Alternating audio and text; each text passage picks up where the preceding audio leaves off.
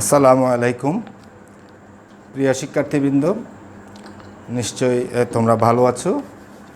আমি নুরুল আনোয়ার, সহকারী শিক্ষক, চট্টগ্রাম সরকারি উচ্চ বিদ্যালয়। আজকে আমার ক্লাসে তোমাদের স্বাগত জানাচ্ছি। আজকে আমার সাথে যারা থাকবে, শিক্ষার্থী যারা থাকবে তারা হচ্ছে ষষ্ঠ শ্রেণীর শিক্ষার্থীবৃন্দ। আজকে আমি তোমাদের বাংলা ব্যাকরণ ও নির্মিতি বিষয়ে বাংলা ব্যাকরণের অংশে ব্যঞ্জন বর্ণ বিষয় নিয়ে তোমাদের সাথে আলাপ করব। আশা করি তোমরা বইপত্র সাথে নিয়ে সেটের সামনে উপস্থিত আছো। তোমাদের বইয়ের নিশ্চয় নতুন বইয়ের 26 পৃষ্ঠা তোমরা উল্টাতে পারো। সেখানে দেখবে ব্যঞ্জন বর্ণ। ব্যঞ্জন বর্ণ কাকে বলে তোমরা ইতিমধ্যে জেনে আসছো। সেই ব্যঞ্জন বর্ণ নিয়ে আমরা আলোচনা করব। তারপরেও আবার তোমাদের স্মরণ করে দিতে চাই ব্যঞ্জন বর্ণ কাকে বলে। ব্যঞ্জন বর্ণ হচ্ছে ব্যঞ্জন ধ্বনি প্রকাশের জন্য যে চিহ্ন বা যে বর্ণ আমরা ব্যবহার করব সেগুলোকে বলবো ব্যঞ্জন বর্ণ। তাহলে ব্যঞ্জন বর্ণ হচ্ছে ব্যঞ্জন ধ্বনি প্রকাশের বর্ণ। এই ব্যঞ্জন ধ্বনি প্রকাশের জন্য আমরা যে রূপ ব্যবহার করব সেগুলোকে ব্যঞ্জন বর্ণ বলবো। ব্যঞ্জন বর্ণের কয়েকটা রূপ আমরা আমাদের লেখার ক্ষেত্রে আমরা ব্যবহার করি। সেক্ষেত্রে প্রথম যে বিষয়টা আসছে সেটা হচ্ছে ব্যঞ্জন বর্ণের পূর্ণ রূপ। একটা হচ্ছে পূর্ণ রূপ, অর্থাৎ ব্যঞ্জন বর্ণ যেখানে ব্যবহার করব সেটা পুরোপুরিভাবে, কোনো আংশিক না, পরিপূর্ণভাবে আমরা ব্যবহার করব। এই ধরনের আমরা তিনটা দিকে আমরা ব্যবহার করতে পারি। একটা হচ্ছে শব্দের শুরুতে আমরা যে ব্যঞ্জন বর্ণের পূর্ণরূপ ব্যবহার করি, যেমন দেখো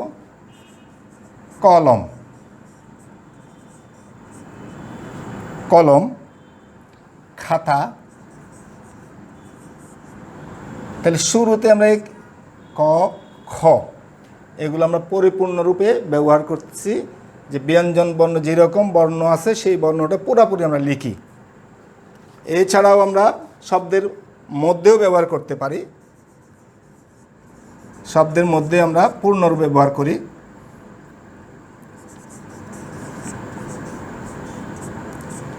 সেটা কীরকম? যেমন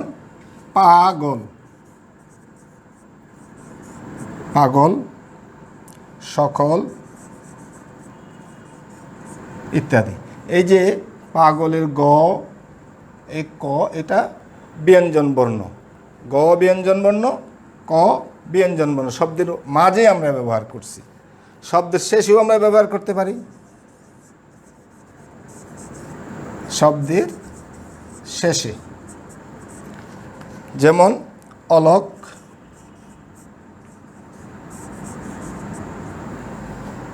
বাঘ, রোগ। শব্দের শেষে এই ক, এই ঘ, এই গ। শব্দের শেষে আমরা পূর্ণরূপ ব্যবহার করলাম কিসের? ব্যঞ্জন বর্ণের।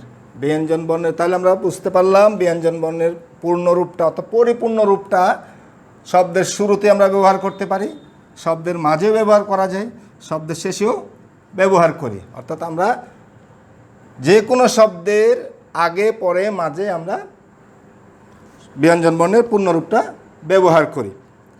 এবার আমরা আসব ব্যঞ্জন বর্ণের সংক্ষিপ্ত রূপ নিয়ে আলোচনা করব। ব্যঞ্জন বর্ণের সংক্ষিপ্ত রূপ। তোমাদের বইয়ের দিকে একটু খেয়াল করো। সংক্ষিপ্ত রূপ, ব্যঞ্জন বর্ণের সংক্ষিপ্ত রূপ।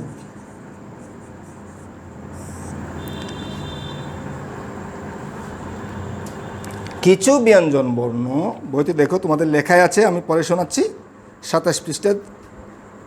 কিছু ব্যঞ্জন বর্ণ, কিছু স্বরবর্ণ কিংবা ব্যঞ্জন বর্ণের সাথে যুক্ত হলে আকৃতির পরিবর্তন হয়, অর্থাৎ অন্য বর্ণের সাথে যুক্ত হয়ে তার চেহারাগত, একটু আগে আমরা যে পূর্ণরূপ দেখেছি সে পূর্ণরূপ না রেখে তার একটা পরিবর্তন হয়ে যায়, সেই রূপটাকে বলা হয় সংক্ষিপ্ত রূপ। সেই রূপকে কী বলা হয়? সংক্ষিপ্ত রূপ, বা সংক্ষিপ্ত রূপের আরেক নাম হচ্ছে ফলা। এই সংক্ষিপ্ত ব্যঞ্জন বর্ণের এই সংক্ষিপ্ত রূপটাকে কী বলবো? ফলা। সেই সংক্ষিপ্ত রূপটাকে বলবো ফলা। এই ফলাটা কীরকম ব্যবহার হয় আমরা একটু দেখে নিই। যেমন ধরো ময়ের সাথে জ ফলা, এই জ ফলাটা ব্যবহার করব। তখন কি করব? ম জ ফলা এভাবে লিখব।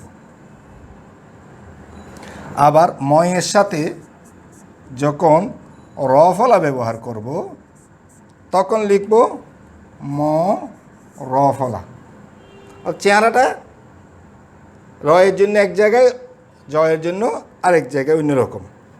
ময়ের সাথে যখন ল ফলা ব্যবহার করব তখন লিখব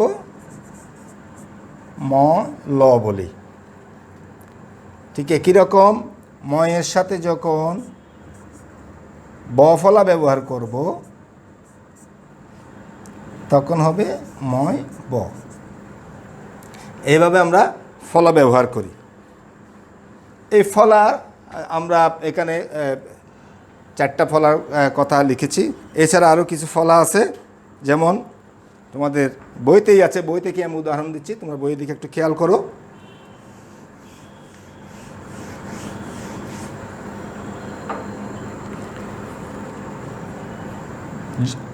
ফলার ব্যবহার, আমরা ব্যবহারগুলো একটু দেখি। প্রথমে আমরা দেখব জ ফলা। জ ফলা, অন্তস্থ জ ফলার চিহ্নটা হচ্ছে এইরকম, ব্র্যাকেটে দেখালাম। এই জ ফলা দিয়ে আমরা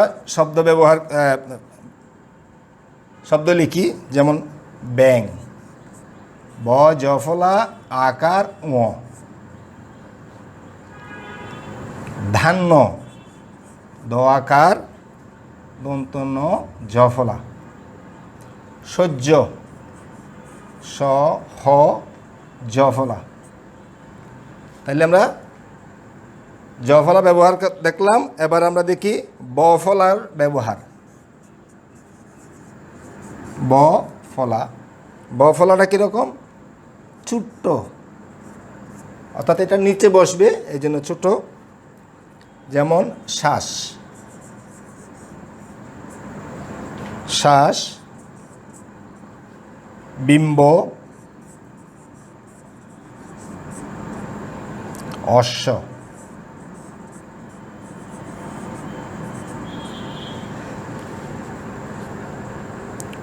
তারপর হচ্ছে ম ফলা।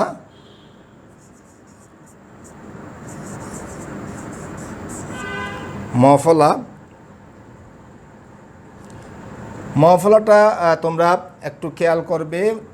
মফলা নয়ের সাথে তোমরা ভুল করে ফেলতে পারো। মফলাটা হয় সাধারণত ছোট্ট একটু, এটা লম্বা। এইভাবে মফলাটা লিখব। যেমন পদ্ম, এ দ এর সাথে এই মফলা। সম্মান, দন্তস এই নয়ের সাথে একটু সম্মান। স্মরণ,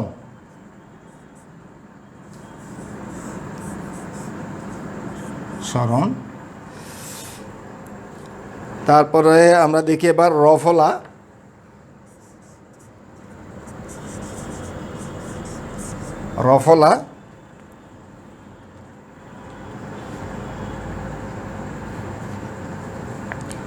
রফলাটা এরকম, উপরে কিন্তু এর মতো, কিন্তু উপরে এর মতো ফোঁটাটা নাই।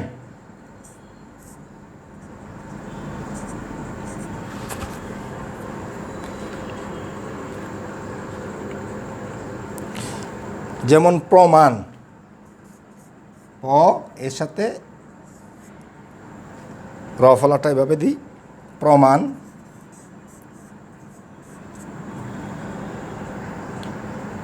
শান্ত, শ্রান্ত, র ফলা নন্ত নয়ত, শ্রান্ত। এরপরে আমরা দেখব ন ফলা,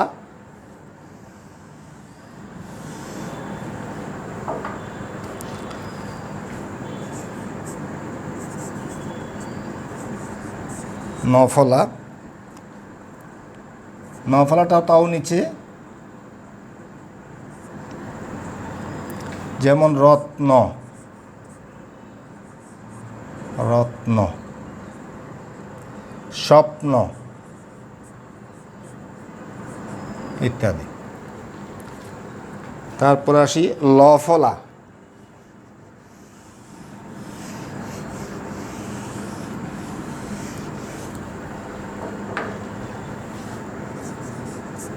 লফলা,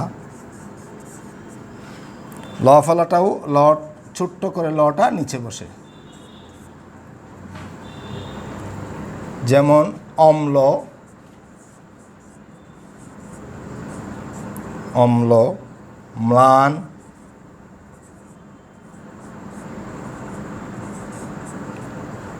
ক্লান্ত ইত্যাদি। এই লেখাগুলো তোমরা আগে লিখেছ, হয়তো এই ফলাটা কীভাবে লিখতে হয় সেটা আজকে তোমরা একটু দেখে নিলে। এরপরে আমরা ব্যঞ্জন বর্ণের একটা পূর্ণরূপ দেখলাম, একটা সংক্ষিপ্ত রূপ দেখলাম। এবার আসবো আমরা ব্যঞ্জন বর্ণের সবচাইতে ব্যঞ্জন বর্ণ সংক্রান্ত বানানের ক্ষেত্রে যে শুদ্ধ করে লেখার ক্ষেত্রে আমরা মাঝে মধ্যে দ্বিধান্বিত হয়ে যাই, কী হবে না কী হবে, সেই সম্পর্কে আমাদের একটু আলোচনা থাকবে আজকে। সেটা হচ্ছে যুক্ত বর্ণ লেখা, যুক্ত ব্যঞ্জন বর্ণ লেখা, যুক্ত ব্যঞ্জন বর্ণ, ব্যঞ্জন বর্ণ লেখা। এই যুক্ত ব্যঞ্জন বর্ণ দেখো তোমরা অনেক সময় আমরা দ্বিধান্বিত হয়ে যাই এই ব্যঞ্জনের ক্ষেত্রেও, এখানেও ব্যঞ্জনের ক্ষেত্রে উপরে মাত্রা হবে কি হবে না, উপরে মাত্রাটা আমরা দেব কি দেব না, সেটা আমরা আমাদের আলোচনায় আজকে আমরা যদি মনোযোগ সহকারে একটু দেখি, আমরা কোন জায়গায় মাত্রাটা হবে ব্যঞ্জন বর্ণের ক্ষেত্রে, কোন জায়গায় মাত্রাটা হবে না, সেটা আমরা একটু বুঝতে পারবো। তোমাদেরকে আমি আমার ক্লাসটা শেষ পর্যন্ত দেখার জন্য আহ্বান জানাচ্ছি, তাহলেই বুঝতে পারবে। এই যুক্ত ব্যঞ্জন বর্ণের ক্ষেত্রে প্রথমে যে বিষয়টা আসতেছে দ্বিত্ব ব্যঞ্জন, দ্বিত্ব ব্যঞ্জন। দ্বিত্ব ব্যঞ্জন মানে দ্বিত্ব বলতে আমরা দুইবার একই ব্যঞ্জন বর্ণ যখন পরপর দুইবার আমরা উচ্চারণ করব তখন সেটাকে বলবো দ্বিত্ব ব্যঞ্জন। অর্থাৎ একই বর্ণটা একই, উচ্চারণটা দুইবার পরপর করব। যেমন উচ্চ, আমরা উচ্চ বিদ্যালয়ে যখন লিখি এই যে উচ্চ, চ এর সাথে আবার চ, উচ্চ, এটাকে বলবো দ্বিত্ব ব্যঞ্জন। বিপন্ন, বিপন্ন, এখানে নয় ন দুইবার লিখেছি, সেটা হচ্ছে বিপন্ন। সজ্জন, জ জ দুইবার, এটাকে বলবো আমরা, অর্থাৎ একই ব্যঞ্জন ধ্বনি যখন, একই ব্যঞ্জন বর্ণ যখন পর পর একসাথে দুইবার উচ্চারণ করব সেটাকে বলবো আমরা দ্বিত্ব ব্যঞ্জন। তারপর আসতেছি আমরা সাধারণ যুক্ত ব্যঞ্জন বর্ণ, এটাই আমাদের সবচেয়ে বেশি দরকারি জিনিস, সাধারণ যুক্ত ব্যঞ্জন বর্ণ।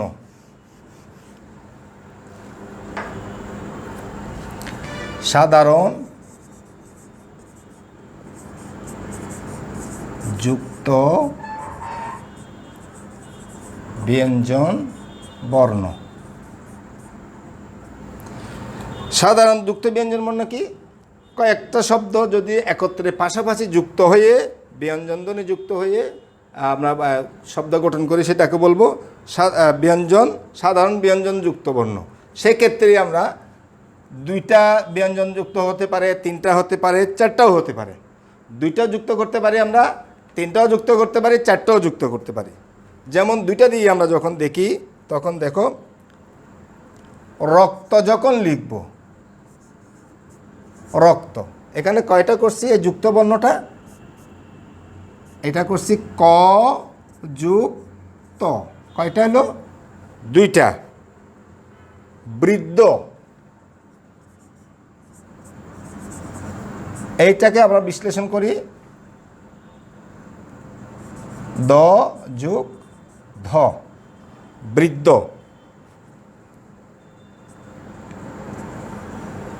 তাহলে দুইটা ব্যঞ্জন বর্ণ একত্র করে আমরা দ্বিতীয় ব্যঞ্জন করতে সাধারণ যুক্তবর্ণ যুক্ত ব্যঞ্জন বর্ণ আমরা লিখতে পারি দুইটা। তিনটার ক্ষেত্রে কিভাবে লিখবো দেখি। যেমন আমরা উজ্জ্বল যখন লিখি, উজ্জ্বল, জয় যদি আবার একটা ব দিই, তাইলে এটা আমরা কিভাবে লিখলাম? একটা জ যুগ আবার জ যুগ ব। তাহলে তিনটা হলো। সম্প্রদান যখন লিখি, সম্প্রদান, এখানে এইটা কয়টা বর্ণ নিয়ে হয়েছে দেখি। আমরা প্রথমে লিখলাম ম প র, তাহলে কয়টা হলো? তিনটা। এখানেও তিনটা, এখানেও তিনটা।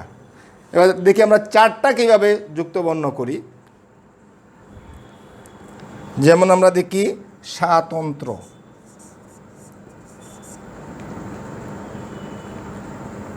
স্বাতন্ত্র,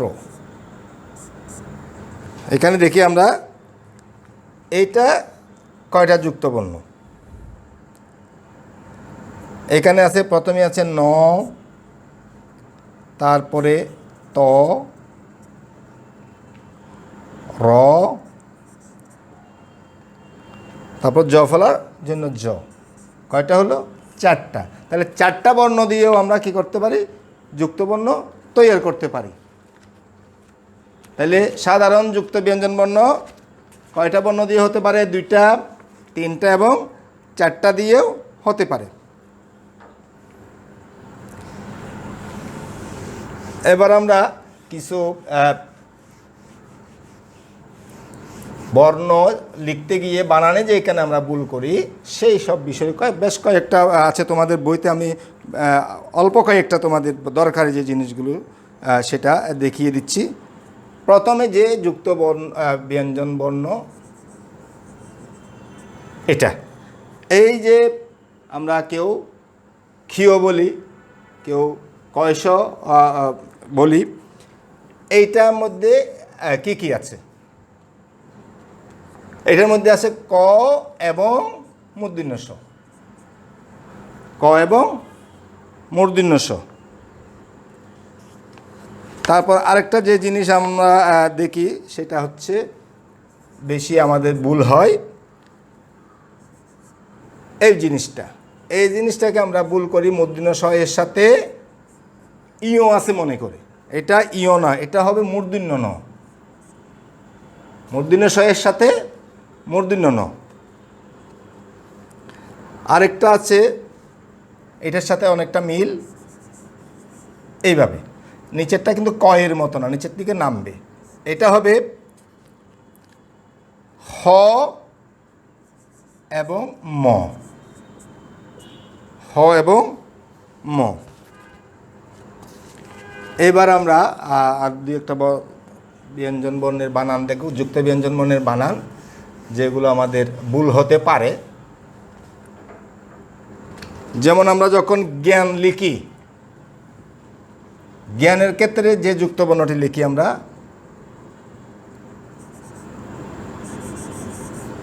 জ ইয়। আর একটু পরিষ্কার করে দিই, জ ইয়, খেয়াল করো, জ ইয় এর পাশে আমরা আকার দিয়ে দন্তীয় ন দিই, এখানে কিন্তু মাত্রা দিই।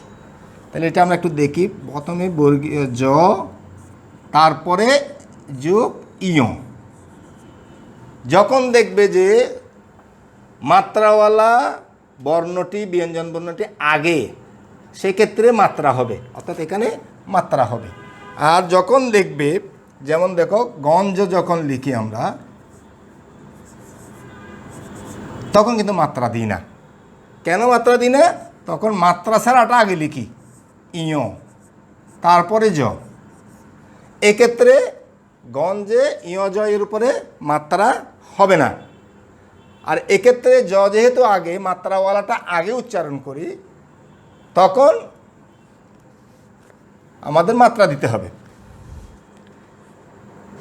এছাড়া আরও দুই একটা বানানে আমরা যেটা ভুল করি সেটা হচ্ছে, আমরা একটু দেখি, হয়ের সাথে যখন নটা এখানে যুক্ত করি, এই জায়গায় যুক্ত করি, তখন এটা দেখতে একটু মূর্ধন্য নয়ের উল্টার মতো লাগে, কিন্তু আসলে এটা মূর্ধন্য ন নয়, এটা হচ্ছে দন্ত ন। এই জন্য এখানে মাত্রা হবে হ যোগ দন্ত ন।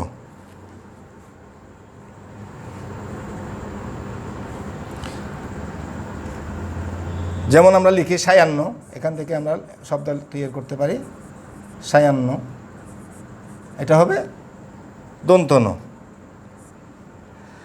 আবার মূর্ধন্য ন যখন লিখব, তখন মূর্ধন্য নটা যদিও মূর্ধন্য ন চেহারাটা দন্তীয়ের মতো লিখতে হবে। যেমন হ, এটা হচ্ছে দেখতে দন্তীয় নয়ের মতো, এটা কিন্তু মূর্ধন্য ন। যেমন এটা হয়ের সাথে যুক্ত হয়েছে মূর্ধন্য ন। যেমন অপরাহ্ন,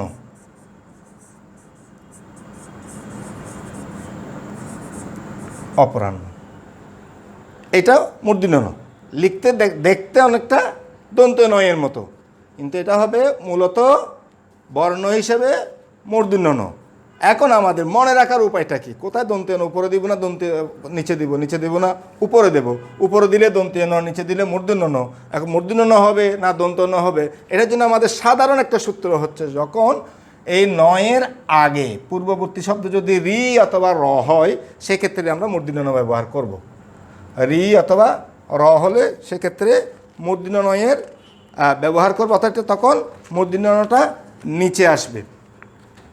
তাহলে যাই হোক, আমরা আজকে বেশি কিছু আলোচনা করলাম না, অল্প কয়েকটা বিষয় আমি আবার যে বিষয়গুলো আলোচনা করি সেইটা সম্পর্কে একটু আলোকপাত করতেছি। যে আমরা প্রথমে দেখেছি ব্যঞ্জন বর্ণ কাকে বলে, সেটা আমরা দেখেছি যে ব্যঞ্জন বর্ণ কি। ব্যঞ্জন বর্ণ হচ্ছে যে বর্ণগুলো ব্যঞ্জন বর্ণ প্রকাশের জন্য, যে ব্যঞ্জন ধ্বনি প্রকাশের জন্য যে বর্ণটা আমরা ব্যবহার করব, সে লিখব, লেখার ক্ষেত্রে লিখিত রূপটা ব্যঞ্জন ধ্বনির লিখিত রূপটাকে আমরা ব্যঞ্জন বর্ণ বলবো। ব্যঞ্জন বর্ণের আমরা তিনটা দিক দেখেছি পূর্ণরূপের। প্রথমে আমরা লিখতে পারি, অর্থাৎ শব্দের শুরুতে, শব্দের মধ্যে এবং শব্দের শেষে আমরা দেখেছি লেখা যায়। ব্যঞ্জন বর্ণের সংক্ষিপ্ত রূপ হিসেবে আমরা ফলা ব্যবহার করেছি। আর ব্যঞ্জন বর্ণের দ্বিতীয় ব্যঞ্জন বর্ণ, অর্থাৎ পরপর যখন একই ব্যঞ্জন বর্ণ পরপর সাথে সাথে উচ্চারিত হবে, তখন সেটাকে আমরা বলি দ্বিতীয় ব্যঞ্জন বর্ণ, সেটা আমরা দেখেছি। সাধারণ যুক্ত ব্যঞ্জন বর্ণের ক্ষেত্রে আমরা দুইটা ব্যঞ্জন বর্ণ যুক্ত করে যুক্ত ব্যঞ্জন বর্ণ লিখতে পারি। তিনটা বর্ণ পাশাপাশি লিখেও আমরা লিখতে পারি, এবং কি চারটাও আমরা দেখেছি। চারটা ব্যঞ্জন ধ্বনিও বর্ণও আমরা ব্যবহার করে ব্যঞ্জন যুক্ত ব্যঞ্জন বর্ণ আমরা লিখেছি। আর কি কয়েকটা তোমাদের জন্য খুব কি বলে, যেটা দ্বিধান্বিত হয়ে যায় আমরা বানান লেখার ক্ষেত্রে, কয়েকটা শব্দ আমরা দেখেছি। যাই হোক, তোমাদের জন্য আমি খুব এরকম কোনো বাড়ির কাজ দিচ্ছি না।